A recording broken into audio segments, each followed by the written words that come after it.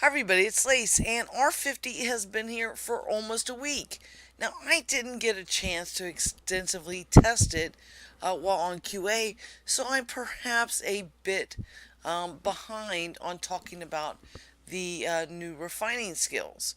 Basically, with each type of refining station, you now have three new skills that you can train, and they are either the batch size, or the speed of the processing, or the efficiency. And efficiency means that you get back a little bit extra, perhaps about 20% at GM. So, in other words, if you hit 100 in the efficiency, and I'm going to hit K for skills real quick, I don't have them all, and I don't have a lot of XP right now. But let's take smelting for instance. If I train this to 40, this to 40, this is, what is this? The batching size, and this is the speed. And then once I hit those at 40, I can do the efficiency. So once I have the efficiency to 100, and efficiency is the item that you're really going to truly want to get up there, because it's going to be your most bang for the buck. That means that if I do, technically based on RNG, if I make 100 ingots, I get 20% more back. That means that for making 100 ingots, I should get 120 ingots back. Now, this is going to cause a little chaos on the market as far as I see it, because folks might have sold 100 copper ore for 5,000. And I'm, kind of making up numbers here a little bit, but, it's somewhere around there. But 100 copper ore would return 20 or 50 ingots if I use scrap with it. But if I get 20% more, that means I now get 60 ingots from that instead of just the 50. Again, just, using some raw numbers here. I get 20% more of the ingots.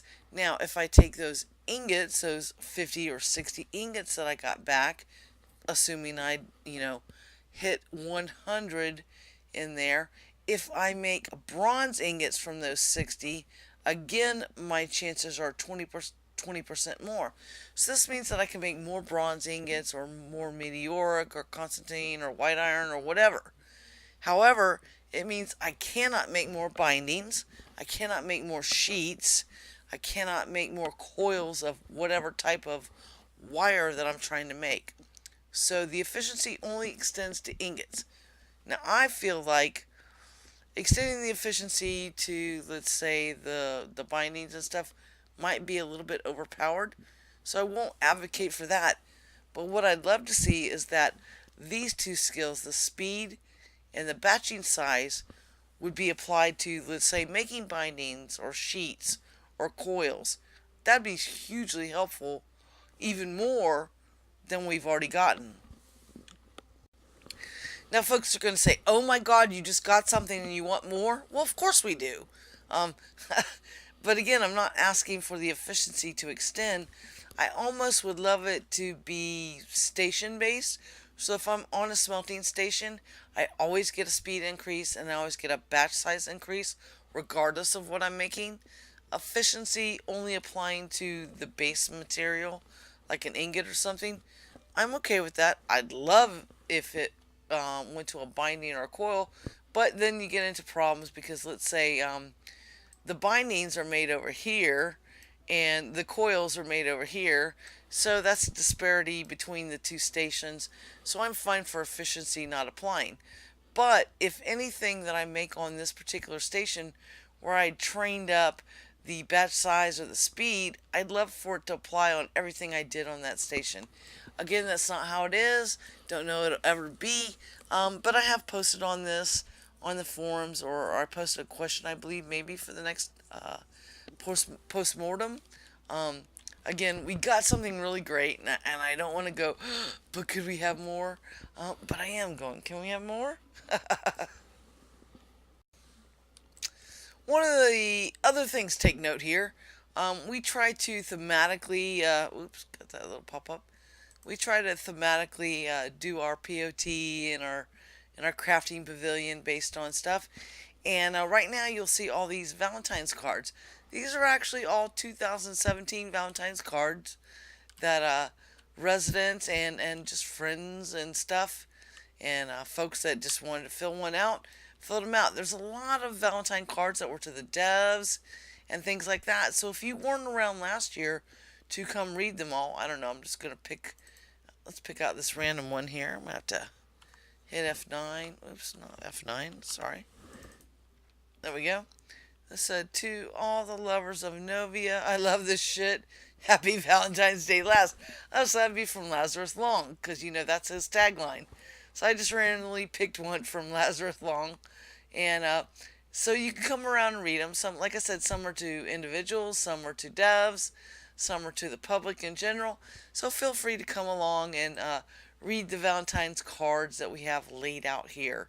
Um, Not really informative in the way of a tutorial or anything, but it gives you ideas of things to do to spice up your POT or your house or whatever. And that's community involvement. And like I said, these are all our cards from last year, and I saved them, and I re-put them out. And if we do more for this year, well, then I'll keep them all together, and they'll go back out in 2019, whatever. So just a little, stuff to do to make your areas interesting and stuff. And of course, out here we've got a lot of flowers and stuff. We have a published book we'll be sending out to friends, and then putting also in a public cache with a little Valentine's Day card. I strongly suggest other communities and stuff do the same, and I'm sure they will, either on a flyer or in the formation of a book that they'll mail out to certain people. But it's just fun. We did this for Christmas. We're going to do it again for Valentine's Day. We'll do it for St. Patty's Day. We'll do it for pretty much all the, one-off events and stuff that aren't too controversial, like Columbus Day or something like that. So just want to kind of hit that point. So getting back to our skills. Okay, so we kind of looked at this, and in using smelting as an example, you would have already worked up your smelting to a certain point. It may not necessarily be GM'd at 100. What this does is it affects your percentage chance to not fail. And at 100, I don't recall what the percentage is, but the better you get at smelting, the less failures you'll have, which means technically the least, you'll use less coal, because when you fail, it eats your fuel. And that's true in all the different types of refining. So you don't want to fail, because it costs you money every time you fail. And then again with the new skills, which are these two, which is the batch size and the speed, then you need to get those to 40 to go on. Now let's talk about what these three individual new skills mean. Batch size is really great if you're somebody like me and you want to set yourself up to smelt a bunch of ore, and you want to do some dishes, you want to throw in some laundry. Maybe you've got screaming kids in the background. I don't know. Actually, if you got screaming kids in the background, you probably shouldn't be playing. I'm not advocating that, because we've all heard those horror stories. But anyway, it gives you a pause from the game where you're not having to stare at the screen and re-hit it at 20. At about, I believe it's, I want to say it's like 40 or 50, it almost doubles. So at GM, the batch size will become 60, which is really large. If you're smelting ingots, or doing cotton thread, or doing tanning and stuff. But that's going to come at a cost of about 1.2 million. I find the breakaway point for me that I'm happy with is around 70. If I don't have a huge XP pool. And this goes for crafting or hunting. A lot of people go, oh, I train this to 80. I do it to 80, to 80. But really, the XP from 70 to 80 is like 100k or so. I really don't have those numbers in front of me, because I don't min-max that way. But I can say from 70 to 80 is a pretty good chunk of change. But 0 to 70 is a much smaller chunk of change. And from 0 to 70, you get your biggest bang for the buck, as far as I'm concerned. So just taking it to about 70 is pretty good. If you're not somebody that goes AFK while you're trying to smelt a bunch of ores, then speed and batch size really have no impact on you. Um, but if you want to do laundry or something like that, I'd probably take this to about 70 to get your batch size up there and to get the speed. Now, if you're really truly wanting to go AFK a lot, well, then don't do speed. If you're wanting to just use AFK time, you don't want to train speed past 40 and only take it to 40 so you can start working on efficiency. Efficiency is the thing that you want for sure, regardless of what you're doing, because that means extra resources for the raw mats that you're putting into the thing. That's the one that you really want. And that costs about 2.4 million. You know, if you're looking at each GM is around 1.2. It's a little more than 1.2, but we'll just say 1.2 for the ease and sake of conversation. So it's 1.2 for this for speed and badge, and it's 2.4 for this. So understand that you're going to spend way more XP in the efficiency, and that's regardless if it's smelting, milling, textiles, tanning, or butchering. Any one of those. Those are all 2.4 million. Now again, going back to the 0 to 70 model, 0 to 70, even in efficiency, is going to net you a pretty good gain. You won't quite get 20 ingots per 100, but it's like, I don't know, I forget the percentage right now. It's about 15. It's still really good, and it's not going to cost you that much in XP.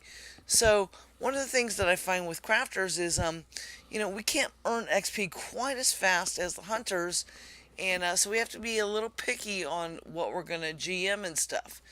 Again, GM just means you have the ability to teach somebody, and you get a tiny bit more boon to either the buff that you're going to put on an item or whatever that particular skill is. In these cases, it would be speed or batch.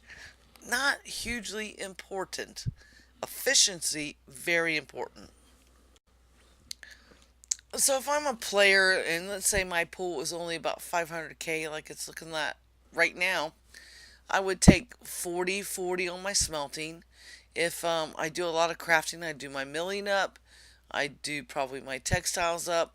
And I'd probably do my tanning. I probably won't touch butchering. And agriculture is a different story. With 500k, I can get all those to 40 and then start on my efficiency. And again, taking the efficiency to about 70 is going to be a really huge chunk of change for you. So don't feel like you need to get the 2.4 million, 1.2, 1.2, which is basically saying 5 million per school. You don't need to get 5 million per school. This is going to be the best one for you, and you don't even have to get it to GM to see a huge impact on your return of creation versus raw materials. Again, like I said, could influence the market somewhat because you could start seeing a lot more people selling, or they're going to sell ingots because they've GM'd this, let's say, and they get 20% more, so they think they're going to make more money. But I've always said, as a crafter, you want to refine your own stuff. One, because it gives you a tiny bit of XP, and really, after you've done a bunch, it's only 20 XP per ingot, but it's still more XP if you do it yourself than buying it from somebody else.